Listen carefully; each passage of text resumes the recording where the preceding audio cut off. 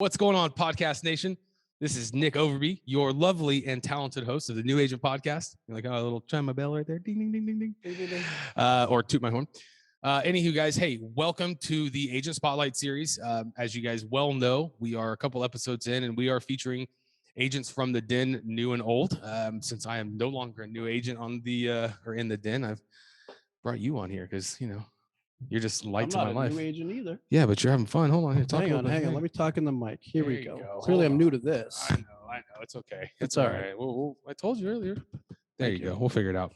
But anyway, guys, tonight I have what I would call an OG, the poster child of growth, the gentleman who has literally come from the bottom and now he's here. Hey, guys, y'all have a good night. Enjoy yourselves.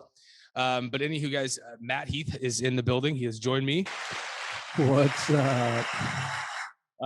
But, you know, guys, honestly, this show has always been about the documentation of a journey, which was mine. And because you guys have all kind of seen what I've been doing, I thought it made sense to bring on agents from the den, right? And so, like I mentioned, new and old agents. Matt is definitely not a new agent. He has a long-standing history here in the den. You have made a name for yourself in this company. People look at you as a source of guidance, a source of, you know, insight and light. And so I'm going to shut my mouth and I'm going to let you tell us who you are and kind of just dive in real quick, man. Well, man, I appreciate you. Yeah, absolutely. So hell, honestly, you contributed to all this this success of growth as well. But where do I start? You know, normally I just tell anybody to kind of dive in and wherever you see fit. But I think, you know, I'll always name you the poster child of growth. And so I think it's important to start kind of, let's go back 10 years, right? You're first off, you're 38, right? Father of one. Correct. Okay. You hail from New Hampshire. Correct. Born and raised. Military brat. Okay. Where were you born? New Hampshire. But not raised.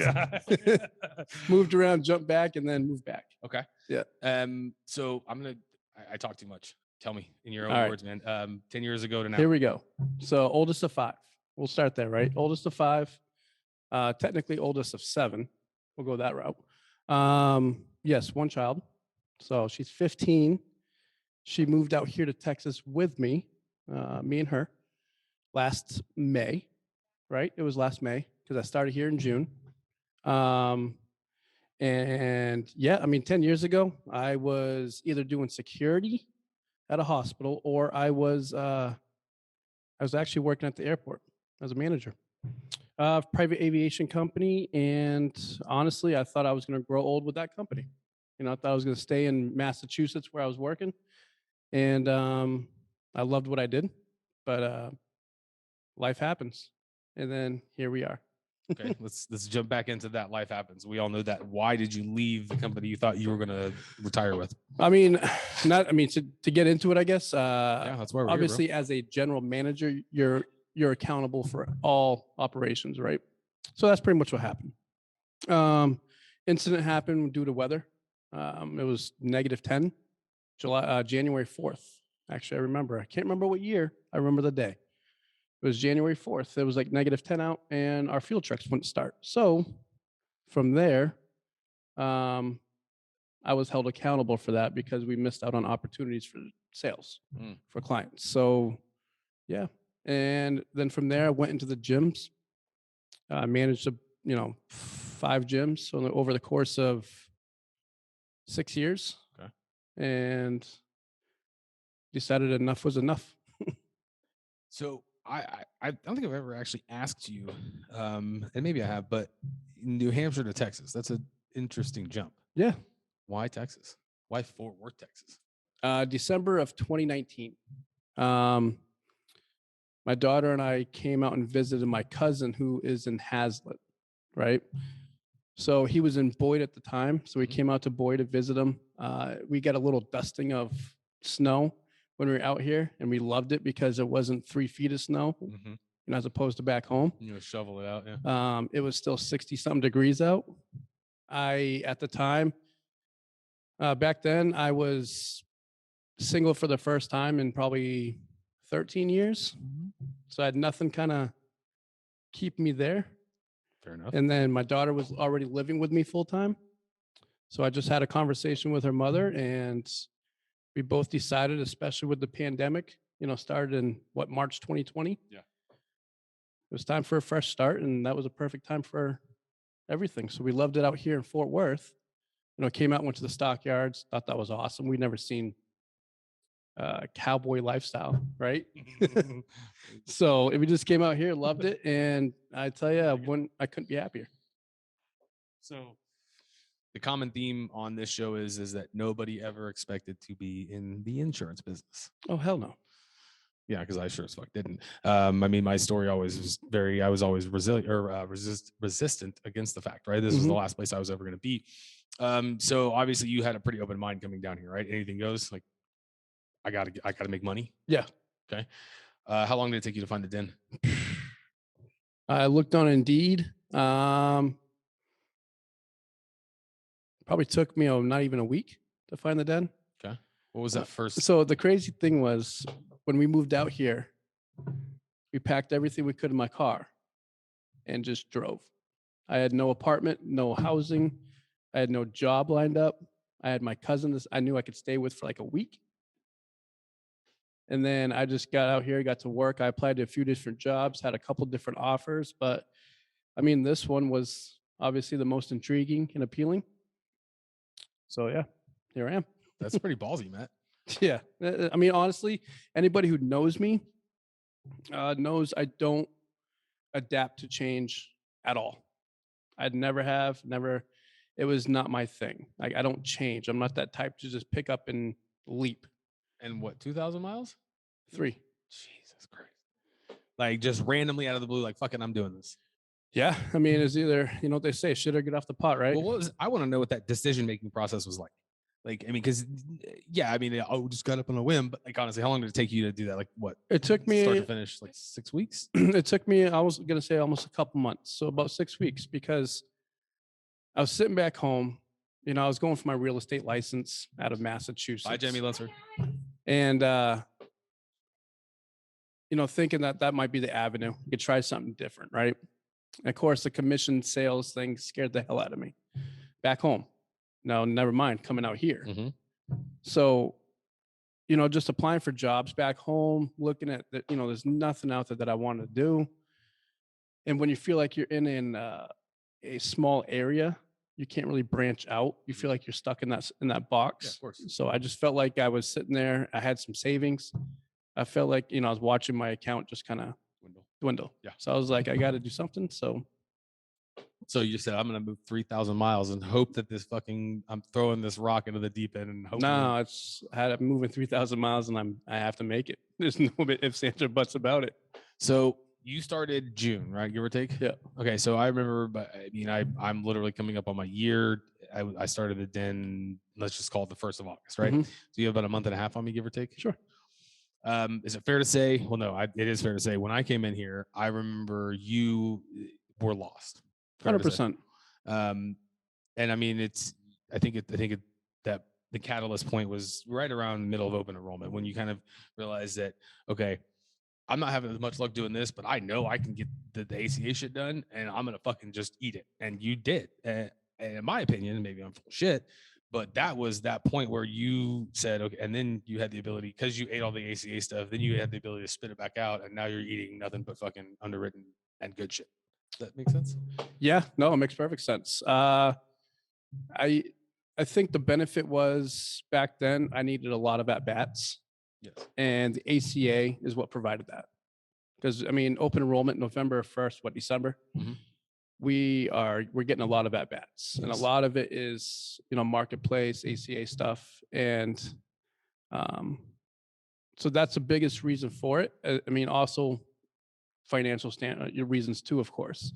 But the more at bats I got, the more comfortable I got, right? And the more comfortable I got with, talking to people about ACA products, I'm able to kind of talk about other products as well, including underwritten. So it gets you more comfortable. It's all repetition. That's what I tell everybody when they come in here for a start. It's all repetition. The more you do it, the easier it's going to get. So that was going to be the next segue into my next question here. Getting the at-bats and understanding sales is a time process. It's a process full of time, and it's very frustrating, at least in my experience. So for newer agents, because I know a lot of newer agents watch this show, in that period of time, what was something that you leaned on in order to get through that? Because it wasn't easy. It was always so, and this is going to sound a little cliche. If I was anywhere else, I probably would have quit a long time ago. But the fact that the culture here, the positivity here, keeping you motivated just by everybody else around you, and the fact that we are commission based, tomorrow's always another day. Yeah. So that's what kept me going. I don't know if that was a question, but that's what kept my attitude going. I guess in that right direction is that okay, today was kind of shit. I couldn't help anybody. Tomorrow's another day. And your success is whatever you put into it. Mhm. Right. So yeah. I mean, I don't know if that answered the question about when it changed. No, absolutely did, because you pulled it out without me asking you. It's about the surroundings, it's the environment, right? 100%. That's why this podcast has grown into what it has grown into, but it's because it's had the naturing and the care that it's needed to have in order to get to where it is. And I mean that because now, I mean, I know that based on my research, I'm the only YouTube podcast or podcast in general that talks about what the life of a new agent is. And I specifically bring on newer agents or people who have been in those shoes, because this is a learning experience. And that's what, again, I'll go back to the foundation of the show. It was always a documentation for people to watch my journey and watch how it affected me. Mm-hmm. But now I get to, because of the environment, which I never expected, I get to now showcase that through our website. I get to showcase that through other agents. And I mean, even though this is our technically third time doing this, first time we'll air, what it feels like to be here and share this. 100%. And not only that, but I feel like what this is doing, what you're doing with this podcast stuff, keep in mind that the stigma that health insurance agents get, Yeah. right? It's Yeah. terrible. I mean, 100%. people hate them. They think they're shady. They think they're sleazy. By doing something like this, you're bringing the realist out, Mhm. right? So Yeah. I think it's going to benefit in more ways than one, I guess. Yeah, absolutely. I think it's funny you say that. I have a friend of mine named Nathan that I literally, I mean, I called it selling drugs to kids, but we were in the oil and gas business. And I've so give or take 2013 when I did that. So fast forward, 8 to 9 years or 8 years later, he's reaching out to me on Facebook saying, I'm now doing this. And I show people the podcast because I show people that insurance salesmen don't suck, Mhm. or we suck less. Maybe we Right. suck, but we suck less. We make it sexy too. Yeah, fuck yeah, we do. Hell yeah, you see this? Look, I tell you what, Bald is taking over. Isn't that right, Z? He'll be next. Yeah, I doubt that. That'd be kind of funny to see, though. I bet you got a funny looking head, though, Z. Anywho, yeah, we do make insurance sexy. Okay, so open enrollment time. You struggled in sales. Yes. Okay. So I think that's always something I like to touch on. When you came in here, what were your expectations? It was funny because again, I call it a fitness background, right? I come from a customer service background. I'm great with people. I came in here, wiping the dirt off my shoulder, thinking I was going to sell water to a fish, right? Yeah. And Perry it was funny in the interview. He flat out told me, he goes, I mean, you're not knowing really anybody out here. You may have a difficult time networking, right? Especially if it's not something you're used to. I didn't really take that into thought. And I just was like, nah, I'm going to do good here. It's a gut punch when after your first few weeks of after being a writing agent, after your first few weeks and you still can't do anything, it's a gut punch. But I mean, it makes you reflect and makes you take a step back and just reflect on one, your expectations, but two, how to set the expectations. Right. Back home, I'm used to just going in 40-hour work week, getting paid the same no matter what. These are my expectations. I can go and be happy or not. Right. I can perform or I don't have to. But there's a first for me here and a lot of things, moving out here, commission sales, selling insurance. I mean, 5 years ago, if you asked me that, I would have told you to pound sand. I'm not going to sell insurance. I don't know what you're talking about. Yourself. Exactly. No. because I had the same stigma as everybody else did. Yeah. But or there was no money in it. Which is not the case. No, I mean, it is what you make of it, right? Yeah, dude, I mean, that's absolutely true. Nick Gardner was the one who kind of, he helped me a lot through the very beginning of all this, and I probably should reach out to him more now. But he instilled in my mind, man, do something for 6 to 8 months that nobody else is really going to do. And it just coincided with what Perry said. Give me 6 months. Give me 6 months of your life, and I guarantee you, I'll show you something else that you've never seen. And it's funny, and I reflected a lot on this weekend. I have seen opposite, or if I laid it out on a piece of paper, parallel your track versus mine, yours has gone like starting down and then gone up. Mine has started up and then it started going down. Are you thinking going down? Well, I mean, from a number standpoint, yeah, but I think it's a lot of it is transition. But that's not why we're here. We're not talking about why I think I'm failing right now, but because that's a whole other fucking podcast within itself. I mean, dude, life hits you in different ways, Yeah, and 100%. you. One thing that I stand on for my personal self. I'm not really scared of a lot of things, but I am scared as shit being here, not physically, but mentally and growth wise in the same spot that I am, in 1 year. Right. So if I don't ever grow, then I'm really not doing my thing. I mean, money's subjective. I can be financially successful. It's just what is success to me. And from that standpoint, but for me, it's about growing as a person, because I can go out and sell anything I wanted. I don't care about that. I've done that in sales jobs, which is why after a year, I'm like, fuck this. Here, I've actually been challenged to be a different person. Right. I think because of that, though, because you and I have the same kind of outlook on a lot of things, I personally am, and I was thinking about this last week.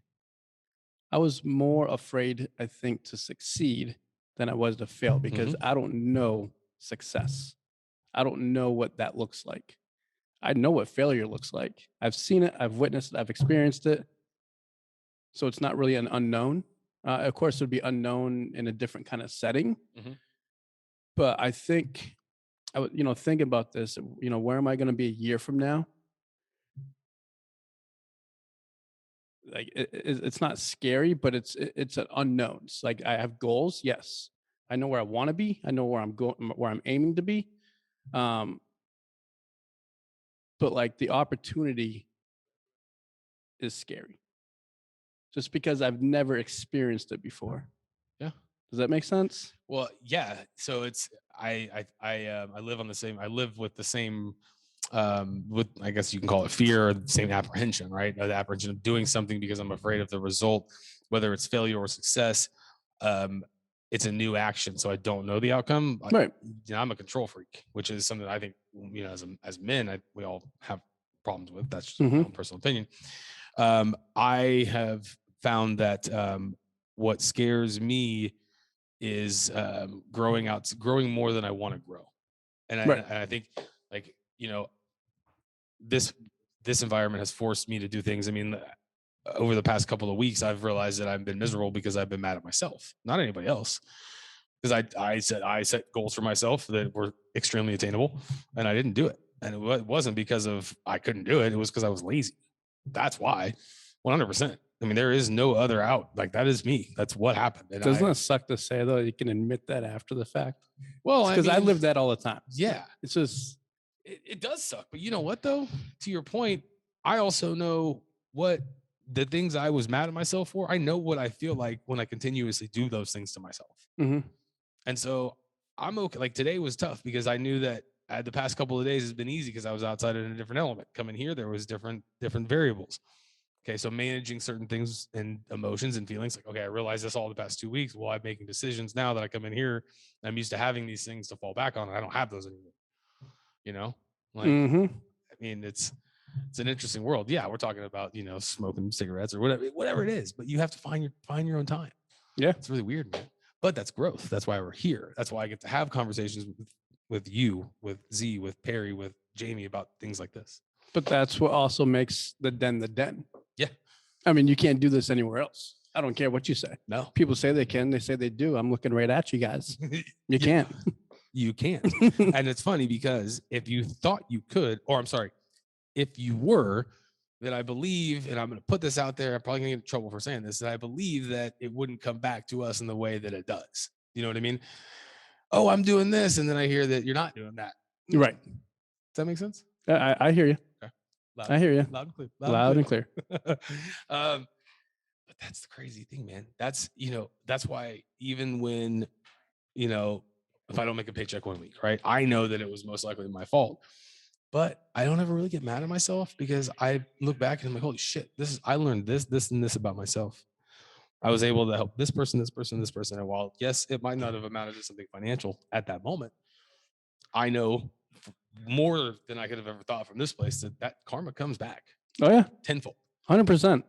Yeah, Do the right fucking thing. yeah. It's sorry, had a thought cross my mind. Let's hear it. Come on. Let's hear it. Come on. Do the right thing, right? No, 100%. I agree. This is the only place that makes me actually be able to go home at night and I can sleep at night and feel good. And I say only place, like, I've worked jobs in the past where again, managing airports, working security, managing gyms, whatever the case is, construction even. When I did construction, I didn't feel good going home at night. I was tired as fuck and just couldn't move. Yeah. Right. So and knowing how to go back and That's work it. hard the next day. Yep. Ain't nothing gonna change. No, nothing's gonna change about that. The fitness stuff, yeah. I mean, I had to not worry, but I had to stress about the overnight stuff. And it was never ending stress. Mhm. And even, just all that never ending stress. I mean, I hate calling it an entrepreneur because I always talked about like being my own boss or being my own whatever. Mhm. Just never thought I'd see the lighter day of it. It's crazy, but here we are. So self-employed. Later, Z. See you, brother. And it's a much better stress to have than to have to Mhm. worry about others. Worry about yourself, better yourself. And I don't want to say worry about others, but not in that sense, just helping others.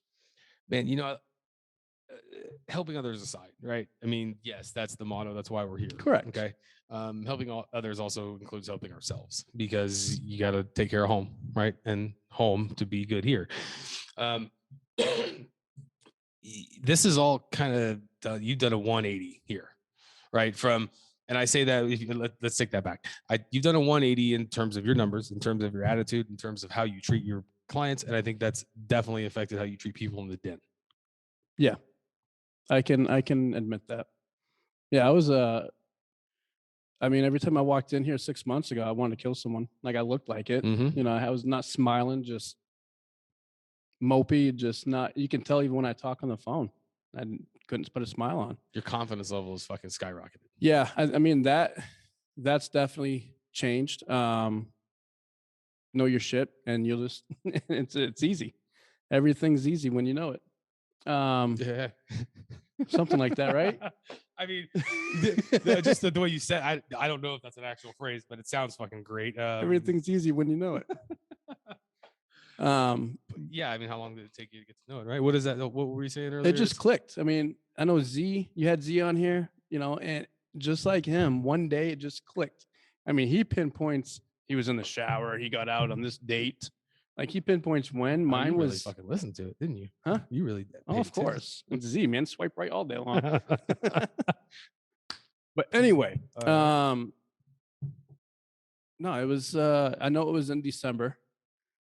And one day, it just clicked. Like I understood the products. I understood what we were doing. And it took, keep in mind, I started here in June and open enrollment started in November and it clicked for me December.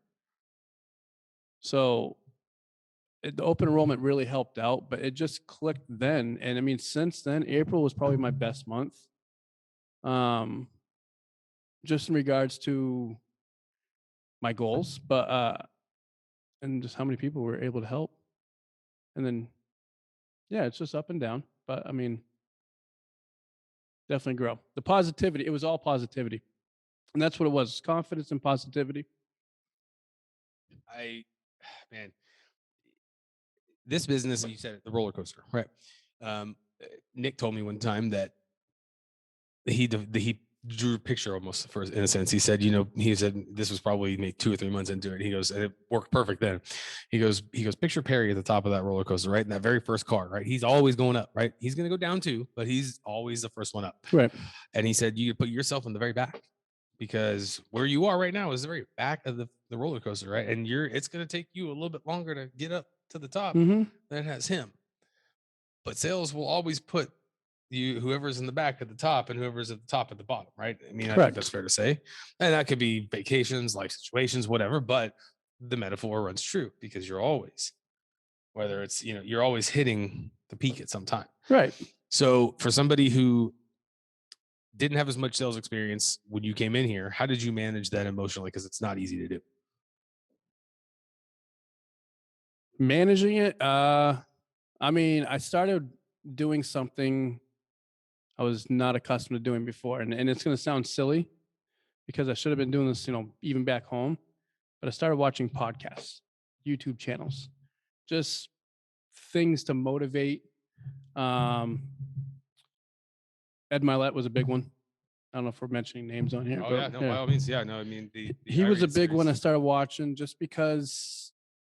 I mean, keep in mind we watch all these people who are successful, and we see them as successors, right? They weren't always there though. No. Like they had a struggle. They struggled to get where they're at. But back to the roller coaster thing real quick. Let me ask you something. And this is what I love on how I look at things now. What would you rather be on? Would you rather be on a ride that just goes straight and fast? Or would you rather be on a ride that's kind of like a roller coaster, up and down? And you get the feeling of just the adrenaline and the emotion. Like, what would you rather be on? I mean, I'm a lifer in this business, so I mean, the answer is obvious for me. Plus, I have a chaotic mind, so chaos, the roller coaster, right? Exactly, yeah. So yes, I love the chaotic aspect of it. Is the fact if it was just straight stagnant, every week was the same. It's almost, I don't want to say there's nothing to look forward to the next day or the next week, but you're more motivated to do better if it's more of like a roller coaster type. Yeah. Well, I mean, you said it earlier. You said, one of the things that keeps you or that you love about not just the den, but this job is that tomorrow is a new day. Oh, hell yeah. Like, and as long as you go home and wash yourself clean of the bullshit and, you have a way to decompress and kind of get it off your mind, and everybody's got their own thing, right? I mean, I know people who do yoga. I know people who drink themselves to sleep, whatever it may be. Do you? Yeah. But I love, and I agree with you. I love that tomorrow, while I might not have sold something today, I know that tomorrow the playing field is level for everybody in here. Mm-hmm. Because you're not better than me, he's not better than me, she's not better than me. But at the end of the day, because we all have the same 24 hours, we all have the same platforms, we all have the same assets, or well, not assets. What's the best way to put that? Same resources. There you go. It's all between here and here, right? It's 100%. I mean, that's my biggest struggle right now. Oh yeah, right now, 100%. Have you looked at my Facebook? Have you looked at my page at all? I have not done a video. I have not done anything. Okay. Because it's all in here. Because I'm scared. Let's look at this camera. I'm just looking at you. That's okay. I look at this camera. I mean, sometimes it's kind of weird. And it's because it's just a little dot, like I think if there was a big fucking camera there, it'd be a little bit easier to like get accustomed to. It might be worse, to be honest. Really? With you. Yeah. I love being on camera, dude. I hate it. Why? I don't know. Just never happened. I just found, I'm vain. I like seeing myself, but now that I'm bald too, it makes me look even better. I really like looking at myself. They're kind of sexy. Yeah. Shit, I said that. No, it's funny. It's walking out today and Peggy goes, damn, you lose about 10, 15 pounds. You look real handsome with them. I'm like, yeah, no. Try catch up. By the way, first podcast ever with no alcohol. It's kind of a shame, but not a shame. And I'm not like, by the way, I'm not like an alcoholic and I need to go to AA. I just figured, you know what? I'm going to cleanse myself for a little bit and not drink like I used to. See what How happens. you feeling? I feel great, man. I Oh mean, yeah. so last day I had a drink was Thursday. So Friday, Saturday, Sunday, Monday. So today's day 5. Feel good, you know. I mean, it's really roughly the same, I guess. Sure. I still have the same motivation, the same focus. Um, it's just going to take a little while for me to kind of find out my balance again, you know. So that's life, man. That's why we're here. I'm in a place where I can go and have these conversations with you or Perry and not be ridiculed for it because that's who we are. Right. This is the island of misfit toys, my friend. Yes, sir. You still nervous? Not at all. Not at all. Not at My all. face has got real red since we're talking about No, the because I camera. was thinking, you mentioned Perry. The one thing I take, you ever ask him advice? What does he always give you for an answer? Normally, what I don't want to hear. No, but he always gives you what not to do, Touche. right? He never gives you the right answer. He always gives you, well, I can tell you not to do this. Yeah, that is true. I've heard that plenty of times. So I was just thinking that it's just one of those things where that totally changes. I mean, just hearing his response like that, my response, my perspective on it is always going to be, I want to be the first one to give you the right answer. But maybe I don't have the right answer, right? So why act like I have the right answer? That's what I do. I argue with myself. So thank you. You're welcome. Well, that's why we do this, right? Because I didn't know that about you. I'm actually kind of surprised to hear that about you. But what? The fact that I try giving the right answer every time and I don't know what not to give. Yeah, 100%. I never, because that's a yes man trait and you're not a yes man. 100%. I used to be. Okay, so maybe, and I think that's one of the things that is culturally changing since I moved out here. One, because I'm more forced to now. Is that because of your occupation or what? Just my lifestyle, occupation, everything. Okay. Yeah, I'm forced to be not so much a yes man. But I think it's the whole perspective on life. I mean, the whole outlook has changed. Like, I'm looking out different windows now than I used to. Well, I can tell you from knowing you for almost a year, you are a different man and a different father than the person I met when I met you, give or take August of last year, which is an amazing thing. I mean, I feel I can say that for myself. I can say that for everybody I've had on this show, and majority of you, I've known all you guys for quite a while. You know, I missed you guys just as much as you missed me on Saturday. Oh yeah, we it did. Is what it is. Enjoy your night, sir. See you, buddy. Well, Matt, we got about 3 minutes left, which is just enough time for me to allow you to do some shameless self promotion. Some shameless self promotion. Yeah, I look. You know, we all sell roughly the same products, right? Right. I do it differently. Exactly. That's why you know, Anna is going to attract a different line of clientele than Matt is than I am, and so I want you to tell everybody who's on the show. What? Oh yeah, don't even. We're not gonna go down. Clientele. We're not gonna even go down that. But yeah, well, tell us about H&H Insurance. What you got going on? What's up? Why we should buy from, or why they should buy from you? Okay, H&H Insurance. Currently only on Facebook. I got to do a better job at getting this website up. By the way, here's the deal. You're gonna call somebody, and they're gonna pitch you essentially one product, right? My job is simple, and I have this motto, and I don't care what anybody says. You guys all stole this shit from me. Even Perry will say that. What is that? If you ever hear it, you know it came from this guy. I am not here to sell you, but I'm here to make sure you're not sold. Okay. Mine is, I am not here to sell you. I'm here to serve you. So, copy. However, so point is this: there's obviously, and I'm not going to pitch about the real insurance products out there because I have a feeling that the people that are watching this are probably insurance agents, I would imagine, right? So we're not going to do that. However, I'm not here to sell you on one particular product. I'm making sure that you are in the right place for you and your family, and that is it. That's it. I mean, we during open enrollment, I literally would only bring my clients to Matt. I mean, I know that's fair to say because we still share some of the same clients. But on that note, Matt, dude, I really appreciate your time, brother. Thank you. I appreciate you, man. We will exit now, but have a good night. Love you, baby. Oh yeah, love you guys, brother.